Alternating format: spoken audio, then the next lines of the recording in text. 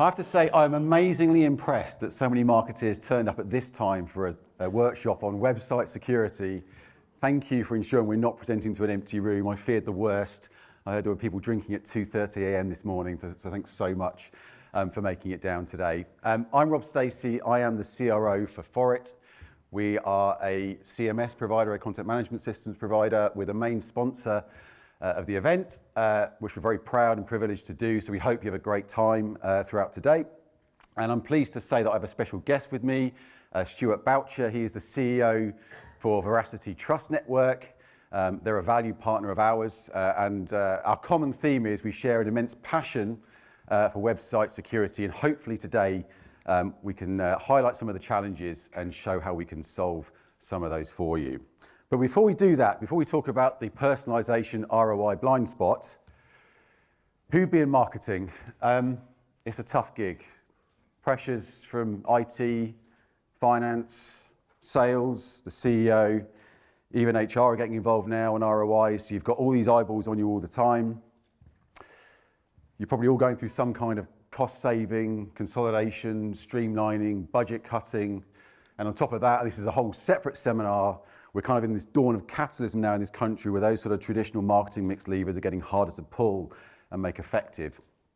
But we have this one thing called personalisation, which I kind of like to frame in this hope and despair in equal measure, because it kind of feels like a fight we can win. It feels like a battle we can take to our competitors. And on the one hand, I think it promises this thing that we as marketeers kind of deep down really want, which is control. We want to be able to take the consumer or the customer from A to B to C. And of course, there's a whole plethora of digital tools out there that are promising you this kind of North Star, this utopian vision of, yeah, you can do that. So whether that's CRM providers, CDP providers, maps providers, everyone's coming to you saying we can solve your problems. But on the other side of the equation, it's getting harder, right? So increasing regulations around GDPR, cookies, ad blocking, and on top of that, again, this is a whole separate seminar, customer journey is getting increasingly complex, and not just more complex, just the consumer, the customer feeling more empowered, they're understanding their digital journeys better. So this idea of kind of mapping out these journeys and then serving up personalized content is only getting more difficult. And I love this quote, customer journeys are an oversimplification with good intentions by Cedric Royer. It was actually taken from an article he wrote called Customer Journeys Are a Waste of Time and Money, which I thought was a bit provocative to put up on this slide, but you kind of get the sentiment that actually it is getting more difficult. But then we have what I think is our salvation, and sorry, here's another quote, is the website, and increasingly actually mobile apps. So your website is the center of your digital ecosystem, like a brick and mortar location. And arguably, the website, if it's not now, it will become the epicenter of personalization and hyper-personalization. And the reason for that is, firstly, it's a constant. So, in the kind of wake of all those challenges I've just described, we know that 99.9% of your purchasers will at some point visit your website. So it's a fixed entity. It's going to be part of that journey that's increasingly more complex to map. Richer content. If you think about what you can do on a website compared to, say, a pop-up ad. You've got rich canvases, fields, components. You can draw content out of your CMS, your DAM. There's so much more you can do that is personalized to the consumer in a much richer way. What I call happy engagement. So every person, assuming it's a real person, we'll come on to that shortly, but every person that comes to your website is doing it for one of two reasons. Either they want to find out more about your product or your service, or they're coming to buy. So they're in a positive state of mind. There's no kind of irritation factor you have to offset in that customer journey with some fantastic content that's going to kind of remove that. So whether that is a pop-up ad, even an email potentially, you've got to make sure you offset any kind of irritation. There's none of that with a website visit. And then of course, you're that proximate to the basket, if you're an e-commerce brand, certainly, you're going to drive higher ROI if you can serve up fantastic personalized content on the website or your mobile app. So how do we do great? So if we've established that the website actually is this critical point of personalization and will increasingly be so, how do we do it well? Well, firstly, aesthetics. So think of it as a shop. You need to be able to wow your audience, your customers. It needs to be an environment they want to go into and they want to come back to. And then you have the experience, which I imagine is where you're putting most of your time, energy and focus, which is the right thing to do. So that's everything from the simple navigation, but then through to the quality of personalized content you're serving up. And that'll be partly down to the CDP insights that you get and partly down to the content itself. So obviously you need to make sure that's on point and you're doing it well. But then we come to the blind spot. Who here thinks website security is their problem? Okay, who thinks it's IT's problem? Who thinks it's no one's problem? Okay, we're here today to say it's absolutely your problem. And we're going to kind of look at it in two ways. So, we'll come on to the impact on personalisation, which, we're assuming, because we speak to a lot of marketeers day in, day out, that's where you're spending a lot of time, focus and investment. And unless you have a secure website, those ROIs will be significantly impacted. But I'm actually going to pass over to Stewart first, because he's going to talk about some of the bigger picture challenges around website security and why it's important to you. Stewart. Thank you, Rob. Can I have these? Thank you. Good morning, everyone. Tough audience, okay. So, I hear that some people stayed up to 2 a.m, so I apologise right now for dropping this very heavy subject onto you early on a Tuesday. Is it Tuesday? So, as you can see from the slide there, my name is Stewart. I am a cybersecurity specialist, I am a CTO, and I am a CEO. And I stuck this into my slide, especially for you guys. I ran a digital marketing agency for 5 years, really badly, by the way. So I have a huge amount of respect for what you do. And my specialism is in understanding the challenges that all cybersecurity professionals, but therefore all professionals, have from the rapid and dangerous increase of fake activity. Now, we'll all be familiar with terms like deepfakes, and we've all seen deepfake videos, deepfake imagery, deepfake audio in real time is a real thing right now. But this applies equally to websites. So, going back to what I was talking about there, who here has a website? Who here works for an organisation who has a website? If there's not a hand up in the room, then we're having a conversation with you, all right? So, you have websites, you have web apps, you have mobile apps. And this is the frontier of the new world, I'm afraid, in cybersecurity. So I'm going to give you some stats and give you a little bit of background on cyber. And again, if you don't absorb all this because you maybe drank a little bit too much or it's too early in the morning or frankly you're just not interested, that's cool. You can always come and ask us questions afterwards. So PricewaterhouseCoopers in September 2024 carried out a study in the US where they asked executives of US corporations what their biggest business risk was. And 75% of them said cyber attacks. Just last week, 12th of October, the National Cybersecurity Centre here in the UK, the NCSC, which is kind of the public arm of GCHQ, I'm sure you've all heard of that, they released a notice asking organisations and individuals to implement protective measures against cyber AI threats. And that follows a recent GCHQ report highlighting that artificial intelligence will certainly increase the number and volume and impact of cyber attacks across all businesses and across government as well over the next 2 years, and is expected to heighten the global ransomware threat. So this is a quote. I hope it came up. It did come up. There's a screen there. Right. In July 2024, the new government here in the UK formalised in the King's Speech, they would announce the Cyber Security and Resilience Bill, and I'm not going to read that quote out to you, but what you can see from that is that they are genuinely worried, and they should be worried, about the impact of cyber attacks upon not only government, but upon industry itself. Every day, daily, organisations are attacked, individuals' data is stolen, information that is relevant and pertinent and private to an organisation is taken out from where it should be into criminals' hands. And that's a huge deal for an organisation. So the UK, and again, this is all online, you can look this up, this is the Cybersecurity Breaches Survey 2023, which is a well-intentioned UK government survey where they ask a large number of organisations what they've had in the way of cyber breaches.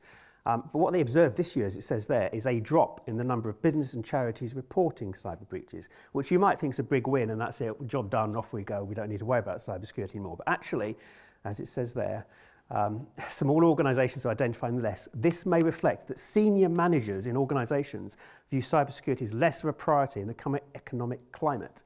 There's some really interesting stats that came out of Singapore, where I spend a lot of my time, where they do a lot of work on this, talking about why it is organisations don't invest in cybersecurity. And they don't invest in cybersecurity because they don't see the return on investment. But is our magician friend in here today? Because if he isn't, then I can shamelessly steal from him. Okay, I'm going to shamelessly steal from what he told me last night, which is that, so everybody here will have life assurance. If you drive, you will have car insurance. I mean, you have to, it's the law.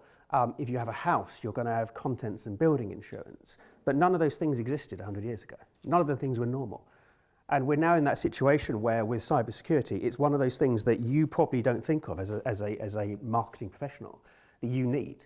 But I guarantee you, in the next 5 to 10 years, you will just have this without thinking about it. And it's going to be your problem. Whatever Rob said there and all the hands that didn't come up about saying that's my problem, it's your problem. Because otherwise, it becomes the problem of the security team, and you'll be people like me that you'll have to answer to, and you won't like that, I promise you, because we'll go, no, you can't do that. No, you can't do that. No, you can't create a new portal. No, you can't create a new landing site. No, you've got to do it in that way. You've got to use this tech stack. So marketing professionals have to take control of this now in order to stop the techs taking control of it. We all know what happens when techs design things. They look bloody awful, right? I know, I've been there. So, slide, boom. This is relevant to large organizations. This was a survey into NASDAQ-listed companies. Following the announcement of the cyber breach, the HSBC were very interested in how organisations perform, because obviously in the US, as same as in the UK, it's a legal requirement to announce a breach.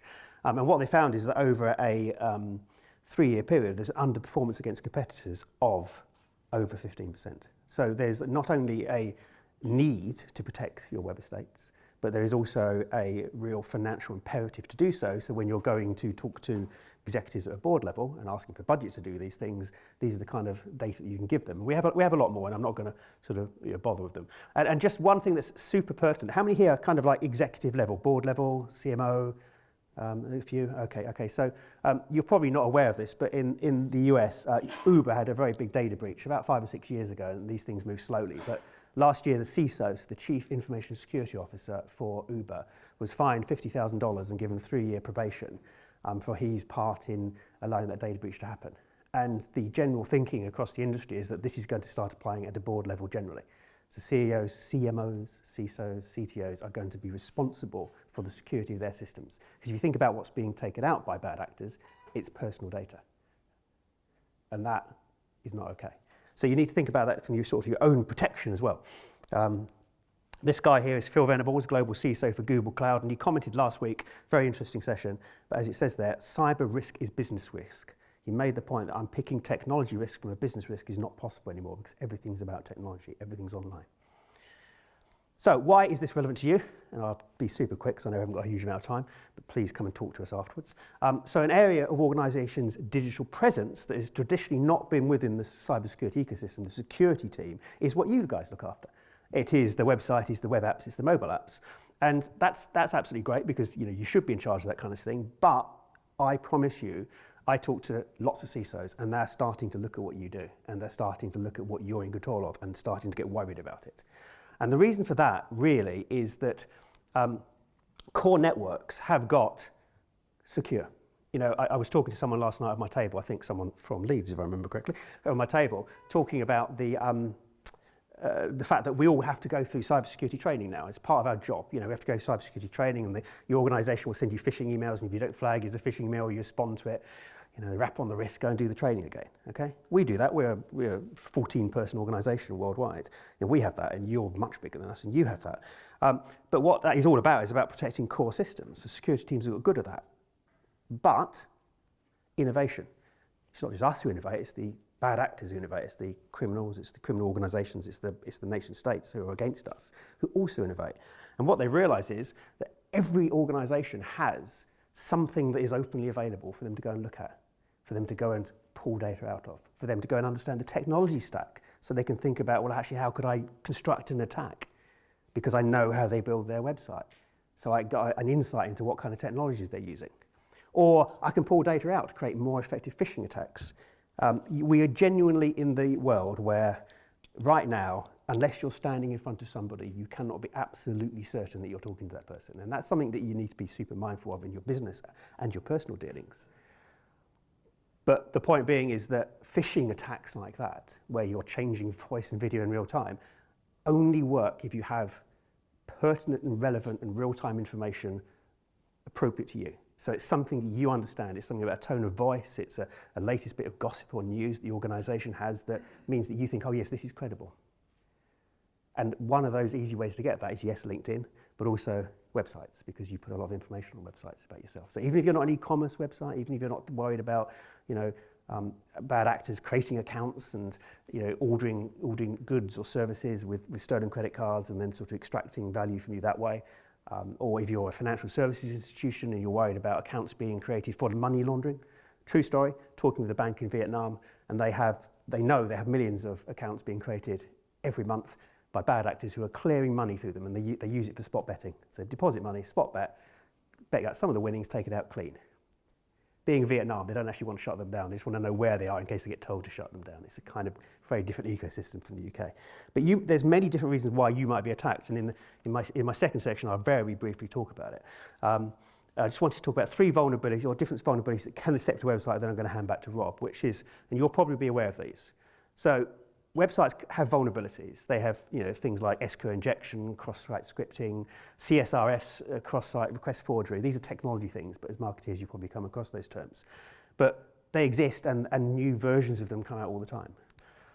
And marketing teams, I mean, bless you, you're fantastic at what you do. I promise you, I could not do what you do any more than you could do what I do. But you're not security professionals. You don't live this day in and day out. You're trained by your organisations, but it's not your core thing. And the people who are against you know that. You don't necessarily have the deep knowledge to recognise risk. And websites and web apps and mobile apps have long platform lifespans. I bet you, and I'm not going to ask because I'm not going to embarrass anybody here, but I guarantee you that you will have bits of your web presence that haven't been looked at for years. And you will have portals that are up that you've forgotten are up. Or you've got a landing page that's up that you've forgotten is there. I see some smiles in the audience, I'll say nothing. Right? But everyone's done it, we all know that. We know how it works because that's how it is. But what that means is that you introduce long-term risk because these things run on outdated software. They might have outdated JavaScript within the DOM. They might have CSS that is vulnerable to hacking. They might just be sitting on a particular server instance that you've got that actually hasn't been updated for a little while because the security team doesn't know about it because it's something you rolled up for a particular campaign. Fine. But that's what I'm saying. Security professionals are starting to get worried about that now. So I'm going to hand back to Rob, who's going to talk a little bit more about the back-end protection, and I'll talk a little bit more about the front-end protection afterwards. Thank you. Thanks, Stewart. Actually, before I do that, just quickly so let's take this back to personalisation because, again, we know that most of you will be spending a lot of time and investment on this. And you've seen some of the bigger picture challenges from Stewart, but let's kind of bring it back to the day-to-day. And there's three key links, 3 key challenges, if you like. So one is around trust. So heaven forbid, if you did get a breach, the impact on your personalisation would be catastrophic. But it's actually more and more about how the customer feels when they come to the site. They're more acutely aware now of security protocols. So this is things like having SSL certificates, transparent privacy policies, secure payment gateways. If they feel more secure, they're more likely to submit their personal details so you can do personalisation better. There's performance as well. So I think the latest stats that came out of SiteLock, the average site is attacked 94 times a day, probably more for you guys as larger organisations. That's clearly catastrophic or potentially catastrophic. I was chatting to a CMO the other week. She was saying now her website's down 3 or 4 times a week as the agency they use kind of shore up the cyber attack. And this is for a sustained period of time at peak hours. So if you're looking to drive personalisation ROIs, you can't afford for your shop to go down for that amount of time, and it's only going to get worse. The other link here is more in Stewart's domain. So I think, and Stewart will correct me, I think on average, 40% of traffic now to site is bots. Is that right? About 40%? Ish. Okay. So, again, that's a huge number.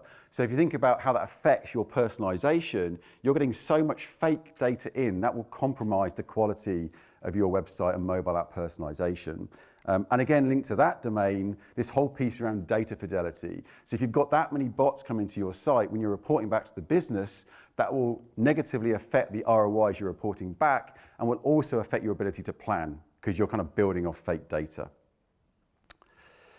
So how do you solve the problem? Well, this is why we partner together, because our 2 solutions give you this sort of 360 shield around your website. And very simplistically, CMS protects the back door into your website, and bot defense protects the front door.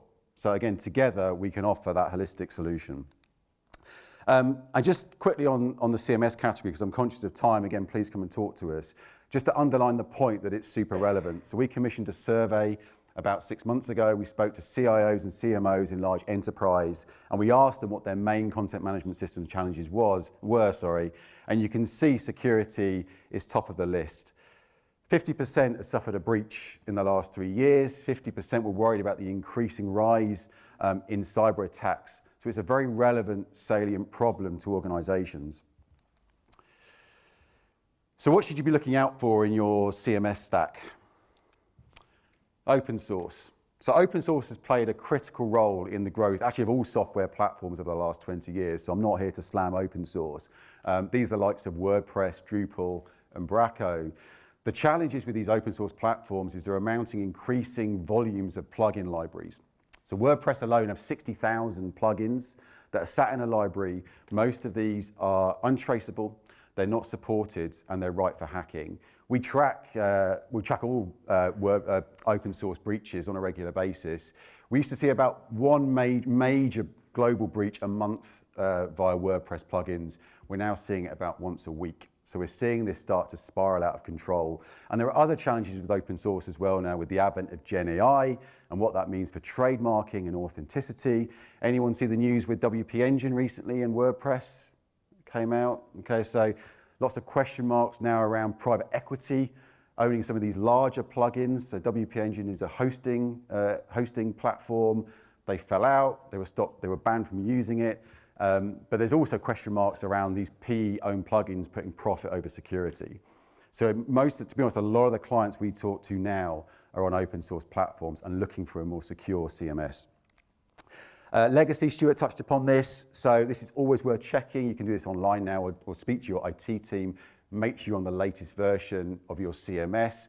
The chances are if you're not, it's not properly supported and it's more ripe for a security breach. Multiple CMSs, again, we see this quite a lot actually, particularly with M&As. So, organically this can happen. You tend to acquire more CMSs. This is highly inefficient, but it's also more of a security challenge because your IT team has to get across more CMSs and make sure they're lined up to internal policies and protocols. SaaS-based platforms, a bit controversial. We're actually one of the few PaaS CMS solutions in the marketplace. The reason I put it up there is generally SaaS is fine, particularly for mid to small market organizations. The reason we're PaaS though is the large organizations we tend to work with prefer the CMS solution built into their tenant, because there's always this question mark if the SaaS provider goes out of business or it's hacked or there's some kind of challenge, that your data, the customer's data, is not with you. Non-cloud-based CMSs, general convention now is if you want a more secure CMS, make sure it's managed and deployed through a large cloud provider, the likes of Azure, AWS. You can do it on-prem, but it's just more challenging to make sure, again, the security is in the right place. And finally, regulatory compliance. So look out for accreditations like ISO 00271. Look out for Cyber Essentials. Not all CMSs have these accreditations. So how could we help? And again, I'm conscious of time, so please come and see us. We can spend more time talking you through some of these benefits. Security is one of the core pillars of our proposition. It's where we have a competitive advantage. We are Azure native. We were built in the Azure cloud. We benefit from all Azure grade security improvements as they come through. We work with decoupled environments. I'm not going to go too deep into that now, but the fact we're PaaS, the fact we have a one-way airlock between the CMS and the website, we're only pushing out. You cannot enter our CMS via the website, is a big security benefit. You can see our accreditations there. And probably the biggest proof point, if you like, of our security credentials are the fact that large FSI companies work with us and are happy with our service. So we've got the likes of Lloyds of London, Tesco Bank, and ARK Invest. And then the other benefit of our product, and again, we can talk about this more directly to you, is around scalability. So we have Azure. Who needs to localize their websites, mobile apps? In theory, you would. Okay. Oh, we can help you with that. We can put it into practice. But we have Azure AI Translator built into our CMS. Again, I know a number of organizations outsource this to agencies and third-party software. And also our PaaS solution allows you to stand up websites and microsites really quickly. Okay, so often, again, if you're working with a SaaS provider, it's a ticket, you raise it, goes into a queue, you get a hidden cost, it takes a few months, you can do it in 15 minutes. And the biggest benefit, and Stewart touched upon this really, all up with our solution, is kind of reducing this IT friction. IT love our products because it is secure and it's easy for them to manage. So if you want to do something like put a website up, it's very easy for them to deploy. And it's just about making your life easier. I actually love this. I know it's for iPads, okay, but I actually got this ad through the other week, and I think it was targeted at kind of more ops sales leads. And firstly, obviously, it talks about security. I mean, when would Apple have talked about security and iPads? I mean, this is clearly a salient matter, and we know they invest millions in research. But I actually love the top line, where it actually calls out an IT director's dream, it's time to switch to iPad. So it's recognizing that tension internally and the fact you always need now to take something to IT to get their approval. Why make your life hard, to Stewart's point, and actually work with a CMS that isn't secure, because at some point they're going to be all over you and then the demands will just ramp up and ramp up. Stewart, do you want to talk about? Where have we got 5 minutes or 2 minutes? You can tell we've rehearsed this, can't you? Yeah. We didn't really drink last night when we were supposed to be rehearsing this. I'm not going to show you that stuff because it's boring. I'm going to show you this. Okay, so to answer the question about bots and specifically around the percentage, you'll all be familiar with how bots work. You've got Google search bots coming on and indexing your website, hopefully, so that you rank, and you've got a lot of other things as well, Uptime Robot and stuff like that. These are all good and normal, and you absolutely want them. So when people talk about 40 to 50% of all internet traffic is not human, it's true, but that's okay, that's completely acceptable. What we're interested in is this term here, malicious bots. And we're interested in things that are pretending to be human, that are not being human. And that's why I was talking about this fake thing. This is fake behavior, this is fake data. And our system, which was built around this ABI, Adaptive Bot Blocking Intelligence, which is an AI patent pending, they take ages, AI that is being built here in the UK and in Singapore over the last 7 years, is all about using behavioural analysis. So you're looking at the behaviours of something in a web environment, a website, web app, mobile app, to determine whether or not it's real or not. Because again, this deep fake thing, I talked to a couple of people about this last night, we as humans are really easily fooled. It's really easy for us to look at a video and go, we don't know if that's real or not, because we sample with our vision, and we're not very good at understanding truth. Whereas machines are great at it, and AI is particularly great at it. And so what our AI does is in the context of a web environment, is we detect and find those bots extremely quickly. We classify them into 12 different types, picking out two particular types, just from the point of view of e-commerce sectors. Data thieves, so those are the ones that are trying to break into existing accounts and steal data from them, whether it's brute forcing or from stolen credentials. We can share these slides. And another one here is imposter. So that's where bots are creating fake accounts. And stuff like KYC, AML, easy for these kind of people to bypass. They are very, very good at doing this because it's their job. They're incentivized financially. So broadly speaking, there's a thank you. Broadly speaking, we haven't had a huge amount of time, and this man's been holding 5 minutes up for at least 10. So we probably should move on. My name's Stewart, this is Rob. Rob's going to finish off, but I'm around for a few hours if you've got any specific questions about bot security, delighted to help, and I'm really happy to see you all here. Thank you, Rob. Thanks, Stewart. And apologies, we've wrecked the agenda for the entire day, but I'm sure we'll catch up. Just to say, thanks for coming in this morning again. We really appreciate it. We know it was the first session. Our contact details are here, but please come and find us. I've got some colleagues with me. Please just stand up. Who's here from Forrit? Andrew, Jerry, and Liam were here. They're probably going to look at the stand, but our stand is out there as well. So that just leaves me to say thank you again. Have a great day, and appreciate your time.